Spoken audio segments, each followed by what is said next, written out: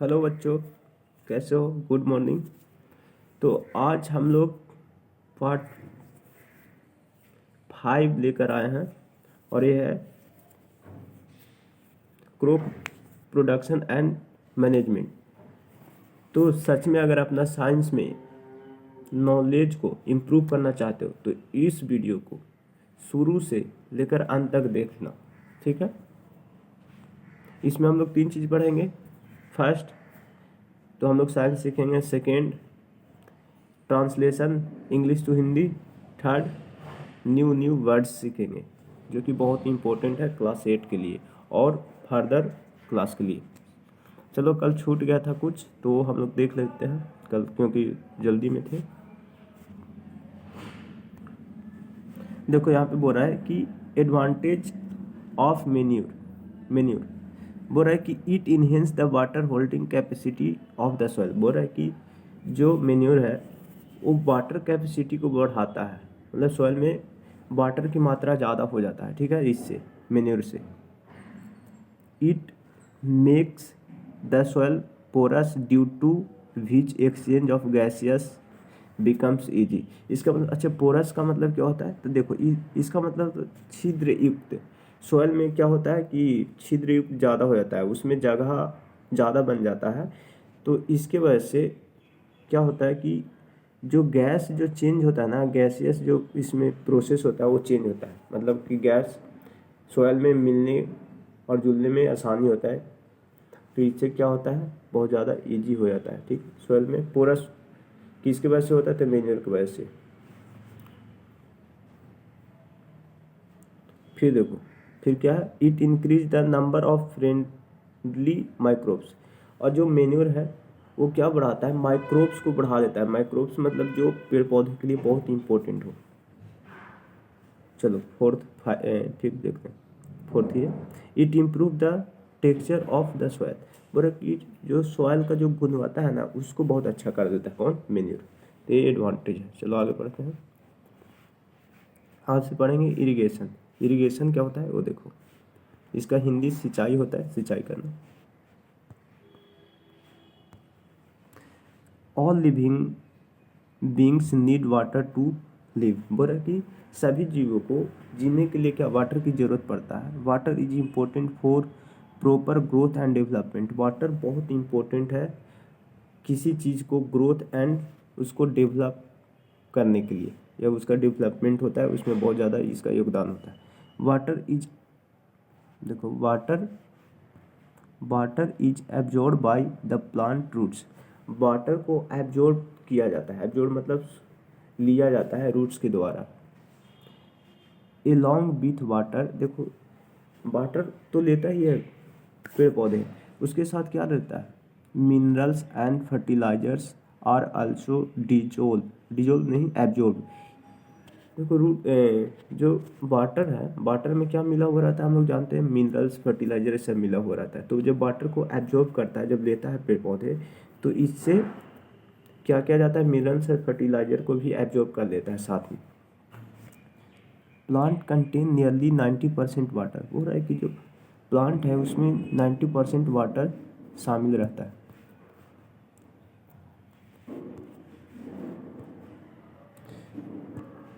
Water is essential because germination of seed does not take place under dry condition. बोल रहे हैं कि water बहुत ज़रूरी है, ठीक है ना, जर्मिनेशन के लिए। सीड का जर्मिनेशन कहने का मतलब सीड का अंकुरन के लिए।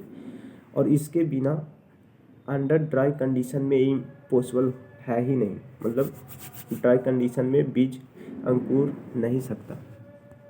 Nutrients dissolve in water are transported to each part of plant. बोल रहा है कि न्यूट्रिएंट्स है वो डिजोल्व रहता है, घुला हुआ रहता है वाटर में, और ये ट्रांसपोर्ट होता है प्लांट का हर एक पार्ट में। ट्रांसपोर्ट मतलब पहुंच जाता है पेड़ पौधे के प्लांट का हर एक पार्ट में।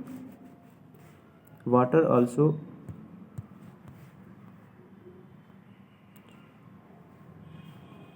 कहाँ से पढ़ना है?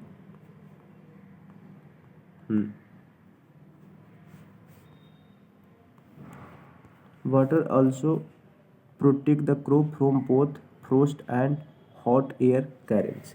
देखो जो वाटर प्रोटेक्ट करता है किससे, क्रॉप को किससे करता है, तो फ्रोस्ट मतलब होता है जो हिमपात बोल सकते हो, जो बर्फ़ है सब गिरता है पेड़ पौधे पे, उससे प्रोटेक्ट करता है। एंड हॉट एयर, जो लू ये सब चलता है उसको।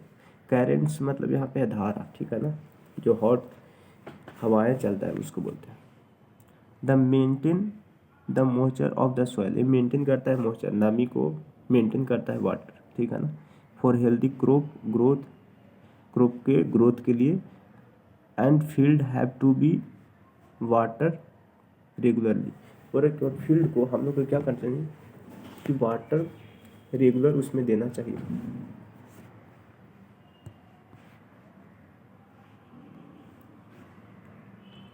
The supply of water to crop at regular intervals is called irrigation. Water का जो सप्लाई होता है, ठीक है ना, क्रॉप्स में और रेगुलर इंटरवल पे, उसको इरिगेशन बोलते हैं। फिर से समझो, supply of water to crops at regular interval is called irrigation, इसको इरिगेशन बोलते हैं, सिंचाई बोलते हैं।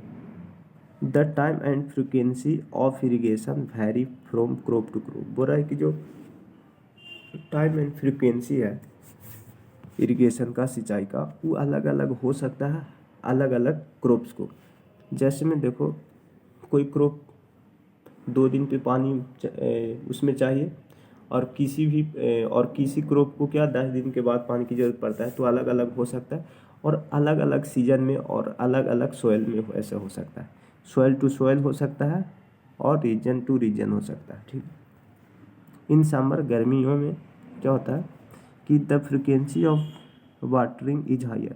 जो गर्मी में क्या होता है कि इवोपरेट वाटर बहुत ज़्यादा होता है, तो इसलिए वाटर की ज़रूरत बहुत ज़्यादा पड़ जाता है, हायर हो जाता है। वाई इट सो, क्यों ऐसा होता है बताओ। Could it due to increase rate of evaporation of water from the soil and leaves. तो हाँ, एकदम बिल्कुल सही है। क्यों होता है ऐसे, तो इवोपरेशन जो होता है वाटर को बढ़ जाता है सोयल से एंड लिप से। तो सोयल में वाटर रहता नहीं है ज़्यादा, और लिप से भी इवोपरेट होता है, तो वाटर की कमी हो जाता है। इसलिए गर्मियों में बहुत ज़्यादा पेड़ पौधों को वाटर की ज़रूरत होता है। चलो आगे देखते हैं। I am careful this year about watering the plants. Last summer my plants dry up and die. बोल रहा है कि इस बार मैं बहुत ज़्यादा क्या केयरफुल हूँ, क्योंकि किस लिए केयरफुल हूँ, तो प्लांट में वाटर देने के लिए। लास्ट समर, जो पिछले जो समर था, गर्मियों की टाइम था, तो मेरा प्लांट जो था वो क्या हो गया, ड्राई अप, सूख गया, एंड लास्ट में क्या हो गया, मर गया, मतलब वो खराब हो गया।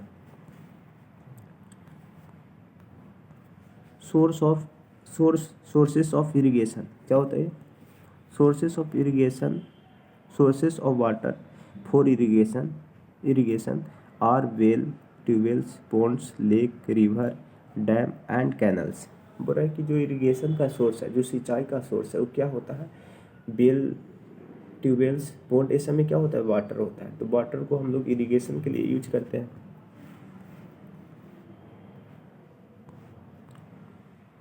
और कुछ, चलो अब कुछ इम्पोर्टेंट चीज़ है, देखो। ट्रेडिशनल मेथड ऑफ इरिगेशन, कुछ ट्रेडिशनल मेथड है, मतलब न्यू टाइप का, जो पहले से चली आ रहा है, उसको ट्रेडिशनल मेथड बोलते हैं।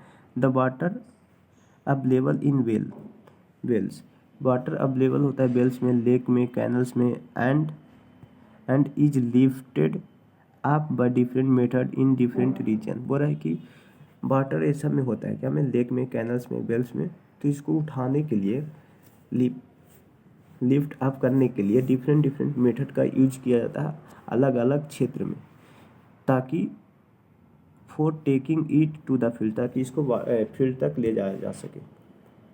देखो ये पढ़ते, कैटल्स और human labour is use in these method. बोल रहा है कि कैटल एंड ह्यूमन लेबर को इस मेथड में यूज किया जाता है। सो इसलिए दिज मेथड्स आर चीपर, और ये मेथड चीपर है क्योंकि बट लेस इफिशियंसी। देखो इससे परिणाम ज़्यादा नहीं निकलता है, टाइम बहुत ज़्यादा लगता है, ठीक है ना। The various traditional way are, कुछ वेरियस ट्रेडिशनल है, डिफरेंट टाइप का ट्रेडिशनल वे है, तरीका है, जो कि हम लोग देखते हैं क्या। देखो ये है मोएट, जिसको बोलते हैं पुली सिस्टम। दूसरा में चैन पंप है। देखो मोएट, इसको पुली ये होता है ना, ये होता है, इससे एक रस्सी तीरा जाता है तो ये अंदर से वाटर निकाला जाता है और ये आदमी क्या क्या क्या करेगा, वाटर को इस फील्ड में छोड़ देगा। ये पुली सिस्टम होता है। फिर चैन सिस्टम, देखो चैन सिस्टम,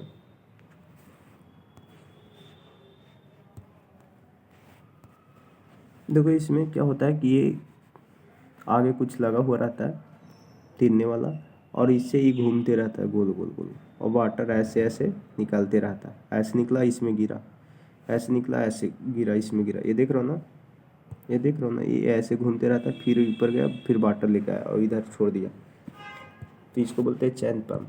फिर और है ढेकली, तो ढेकली वाला ये होता है, देखो नॉर्मली में एक पत्थर लगा हुआ रहता है ताकि वजन इसका ज़्यादा हो, और ये देखो ये देख रहे हो ऐसे कुछ बंधा हुआ, इसमें क्या है, बाल्टी है।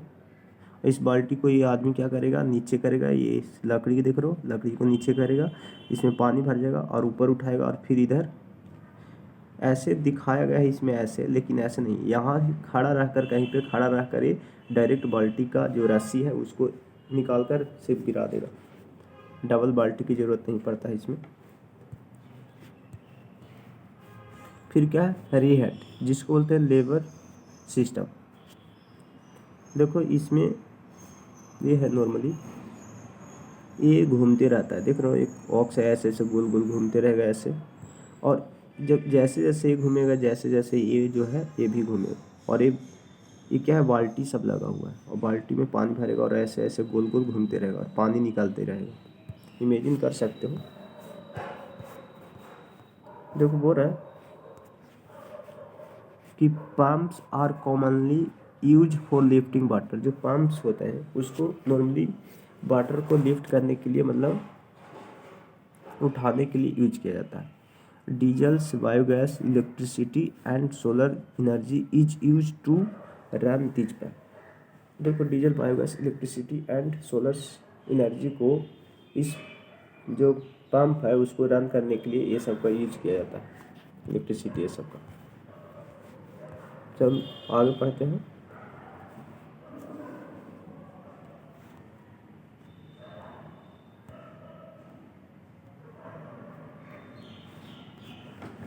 देखो मॉडर्न मेथड्स ऑफ इरिगेशन, सिंचाई का नया तरीका, मॉडर्न जो आपका जमाना, modern method.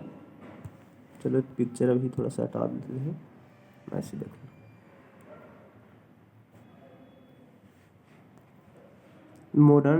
Modern methods of irrigation help us to use water economically. बोल रहे कि जो मॉडर्न मेथड है इरिगेशन का, सिंचाई करने का, वो हेल्प करता है हमें यूज वाटर इकोनॉमी, मतलब वाटर को ज़्यादा खर्च नहीं होने देता।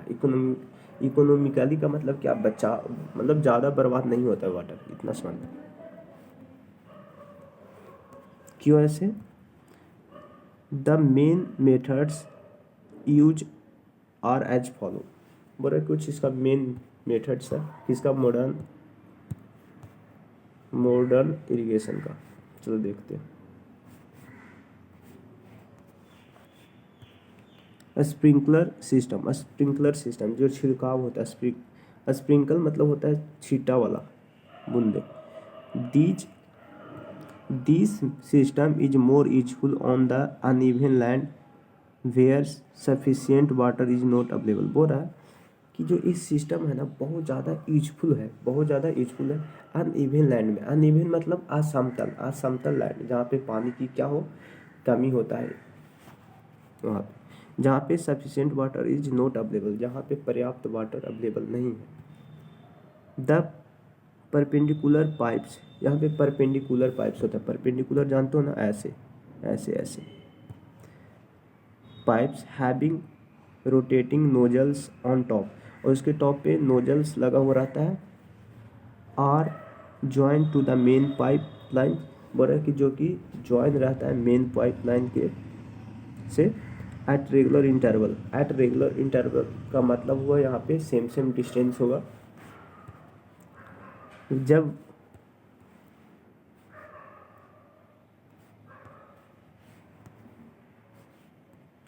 when water is allowed to flow through the main pipeline pipes under pressure with the help of a pipe, बोल रहा है कि जब वाटर को अलाउ किया जाएगा, जब वाटर छोड़ा जाएगा मेन पाइपलाइन में अंडर प्रेशर, तो वो हेल्प करेगा ऑफ द पाइप, पाइप को क्यों करने में, क्या करने में, it escape from the rotating nozzle, इसमें नोजल को रोटेट करने की जरूरत नहीं होता, अपने आप वो रोटेट होते रहता है। इट गेट स्प्रिंकल्ड, और ये क्या स्प्रिंकल होगा, मतलब जो वाटर का बूंदे होगा वो छिटाई देगा, छीटा पड़ेगा ऑन द क्रॉप्स, क्रॉप्स पे,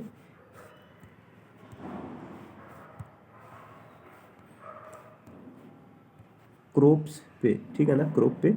एज इफ का मतलब होता है मानो इट इज रेनिंग, ऐसा लगेगा उस समय कि जैसे वर्षा हो रहा है। Sprinkler is very useful for the lawn, lawn मतलब होता है घास का मैदान, coffee plantation and several other crops, जैसे पिक्चर है यहाँ पे देख लो, स्प्रिंकलर सिस्टम है, ठीक है। देखो यहाँ पे ये क्या है, ये मोटर लगा हुआ, ये मोटर चालू किया जाता है, इससे पानी बाहर निकलता है और इसमें जाता है, देख रहे हो ऐसे। और ये सब परपेंडिकुलर क्या है, पाइप बिछा हुआ है, ऐसे ऐसे पाइप बिछा हुआ है ये सब, और पाइप बिछा हुआ, और इसमें क्या लगा हुआ है, ऐसे ऐसे करके एक पाइप लगा हुआ अलग से, और इसके बीच जितना भी क्रॉप्स होगा, देखो ये यहाँ पे एक नोजल लगा हुआ रहता है, नोजल जो अपने आप प्रेशर के वजह से फुहारा टाइप का, वाटर का फुहारा छीटा पड़ता है किस पे, क्रॉप्स पे, जिससे वाटर की ज़्यादा बर्बादी नहीं होता है। तो ये बहुत ज़्यादा इम्पोर्टेंट है जहाँ पे वाटर की कमी होता है, और इस तरह से सिंचाई किया जाता है, इरिगेशन किया जाता है, ठीक है। उम्मीद है समझ गए होंगे। फिर एक और सिस्टम होता है, देखो ड्रिप सिस्टम क्या होता है दूसरा। In this system the water fall drop by drop directly near the roots. देखो ड्रिप सिस्टम में ना वाटर डायरेक्ट क्रॉप के रूट्स जो होता है, जड़ें होती है, वहाँ पे गिरता है, ठीक है ना। So it is called drip system, इसलिए इसको क्या बोलते हैं, ड्रिप सिस्टम बोलते हैं। It is the best technique for the watering fruits plants and gardens and tree, बोला कि ये बहुत ज़्यादा बेस्ट तरीका है, टेक्निक है वाटरिंग, मतलब कि वाटर देने का, किसको, प्लांट्स को, गार्डन में, और ट्री ये सब को देने का बेस्ट तरीका है। इससे पानी की क्या होता है, बर्बादी नहीं होता। देखो पिक्चर इतना दिखाएंगे, अभी देख लेते हैं। Water is not wasted at all, बोल रहा है कि वाटर यहाँ पे वेस्ट नहीं होता है, ठीक है ना। It is a boon in region, ये वरदान होता है उस रीजन में जहाँ पे वाटर की कमी होता है, जहाँ where availability of water is poor, जहाँ जो अवेलेबल जो वाटर होता है, मतलब कि ऐसे एरिया जहाँ पे वाटर की बहुत ज़्यादा कमी होती है, ठीक है ना, वहाँ पे वाटर अवेलेबल नहीं होता है, उस रीजन में, उस क्षेत्र में ड्रिप मेथड यूज किया जाता है, एंड स्प्रिंकलर मेथड बेस्ट तरीका है। तो आज के लिए देखो वहाँ पे थे, ड्रिप मेथड भी कुछ इसी तरह का है, इसमें लगा हुआ है, देखो ये पाइप से जा रहा है पानी, ठीक है, और ये सब डायरेक्ट इसके जड़ पे जाएगा, ठीक है ना, ऐसे ऐसे सब बना हुआ है, देखे होगे कहीं पे ऐसे ऐसे, और सब यहाँ पे ये पानी ज़रूरत, इसका यहाँ पे ज़रूरत है तो ये ले लेगा, यहाँ पे ज़रूरत है ये ले लेगा, वाटर देख रहे हो ना, इस सब में पानी रहेगा ऐसे ऐसे, और इसके बीच क्या लगा हुआ है, सब क्रॉप्स लगा हुआ है, सब ले लेगा ऐसे ऐसे, तो ना यहाँ पे एक ऐसे रहेगा तो पानी जाता है। तो ये है ड्रिप मेथड, ठीक है। तो उम्मीद है कि समझ में आया होगा और कुछ नया सीखे होगे। अगले क्लास में हम पढ़ेंगे प्रोटेक्शन फ्रॉम बीड्स, बीड्स से कैसे प्रोटेक्ट करें क्रॉप्स को। तो चलो आज के लिए इतना ही, और अगर वीडियो रियली में आपके लिए यूजफुल है तो लाइक एंड सब्सक्राइब, कमेंट करके ज़रूर बताएं कि ये वीडियो कैसा लगा, उससे थोड़ा सा मोटिवेट होते हैं। ठीक है, और चलो आज के लिए इतना ही। Take care, good bye.